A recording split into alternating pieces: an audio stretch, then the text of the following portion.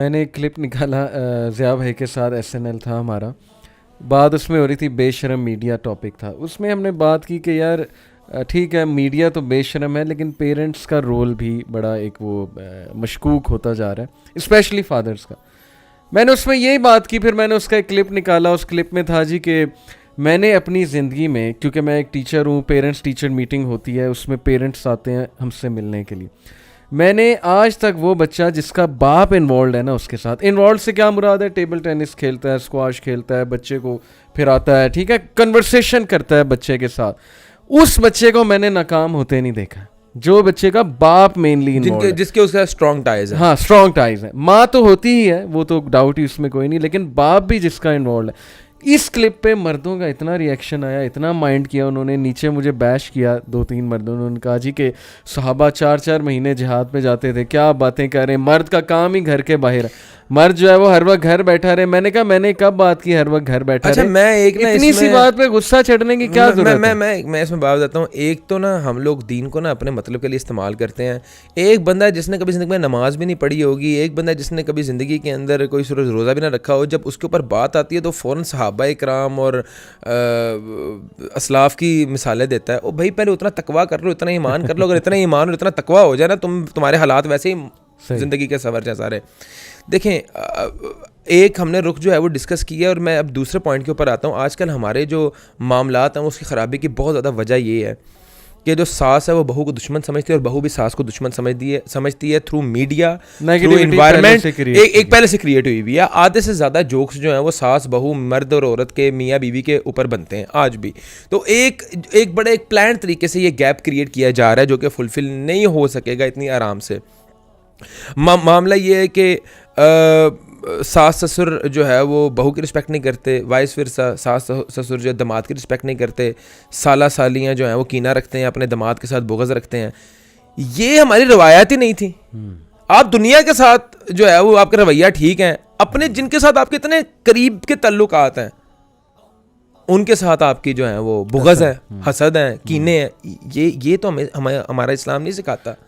मैं ये समझता हूँ कि मर्द और औरत की कंपैटिबिलिटी के अंदर बहुत बड़ा जो है वो एक रोल इन्वायरमेंटल फैक्टर्स जो होते हैं, लड़की के वालिदैन और लड़के के वालिदैन और उसके घर वाले और वाइस फिरसा उसके घर वालों का होता है। पूरी फैमिलीज दो इन्वॉल्व होती हैं।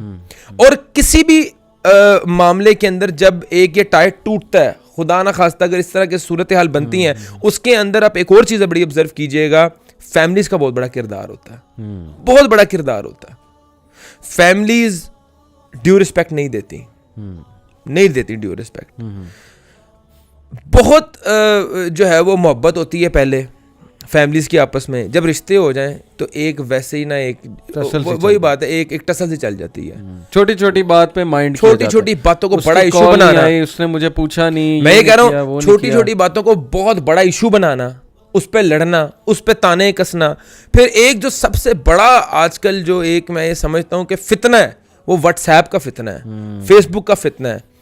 आप स्टेटसेस लगाते हैं गलीज किस्म के, बात आपने अब डायरेक्टली तो आप बात नहीं कर सकते ना, डायरेक्टली बात करने की जरूरत नहीं होती। व्हाट्सएप पे स्टेटस लगा के, फेसबुक पे स्टेटस लगा के जो है वो आप एक को दूसरे को बैश कर रहे हो उसको, और वो स्टेटस बाकी लोग पढ़ते हैं तो उनमें भी नेगेटिविटी आती है, कंपैरिजन होता है। आगे मैं बात बताऊं, अगर आप किसी को एक मैसेज पहुंचाने के लिए स्टेटस लगा रहे हो ना तो उस तक पहुंच जाता है। और इतना आप उसके अंदर अपने, मैं समझता हूँ जो बंदा स्टेटस लगाता है ना वो इतनी अपने लिए नफरत क्रिएट करता है ना उस बंदे के दिल के अंदर कि हद नहीं। ऐसे ही एक तो ये कि उसने डायरेक्ट बात नहीं की। कुरान में अल्लाह ताला ने क्या कहा है? कुरान में अल्लाह ताला ने नहीं, एक ये है या अय्युहल्लज़ीना आमनू तक़ुल्लाह वक़ूलू क़ौलन सदीदा। दुश्मनों डील करने का तरीका तो हमें अल्लाह ताला ने कुरान में बता दिया ना। उनके साथ अच्छी तरह एहसन अंदाज के अंदर ट्रीट करो उनको, वो आपके दोस्त बन जाएंगे। लेकिन इतना बड़ा ज़र्फ कहाँ से लाएं? मैं ये कहता हूँ कि आपके मेंटालिटी को शो करता है, आपके मेंटालिटी। अब तरबियत को भी। अब हम उम्र के उस हिस्से के अंदर है, बेशक हम इतने ज़्यादा तजर्बेकार नहीं हैं, लेकिन we have been through all of this कि अल्लाह का शुक्र है हमारी शादी भी हो गई है, हमारा एक ससुराल भी है, हमारे बच्चे भी हैं, मेरी बहन भी है, मेरा भाई भी। तो हमने एक फ़ेज़ को पूरा एक्सपीरियंस किया है कि ये मामला तो किस तरह डील किया जाता है। किस रिलेशन के क्या हकूक़ हैं, क्या उनकी इज़्ज़त करनी है, किस तरह से करनी है। मैं ये समझता हूँ कि नो वन इज़ परफेक्ट। कम से कम इंसान को हर मौके के ऊपर अपनी इस्लाह करते रहना चाहिए।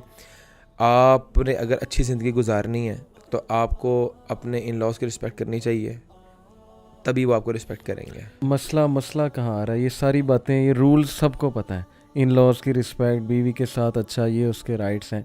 मसला कहाँ से आ रहा है? क्या हमारी बहनों ने, माओं ने अच्छे बेटे रेज़ करना बंद कर दिए?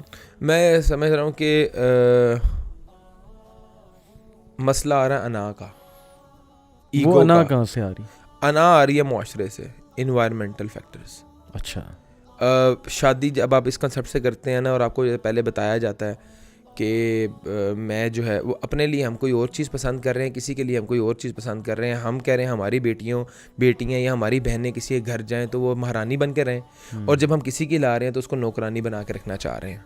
हमारा ये कंसेप्ट डेवलप है, और ये हमें बताया जाता है, हमारे मुआशरे में बच्चों को बताया जाता है कि पहले दिन दबा के रखोगे तो हमारी इज्जत करेगी, वरना नहीं करेगी।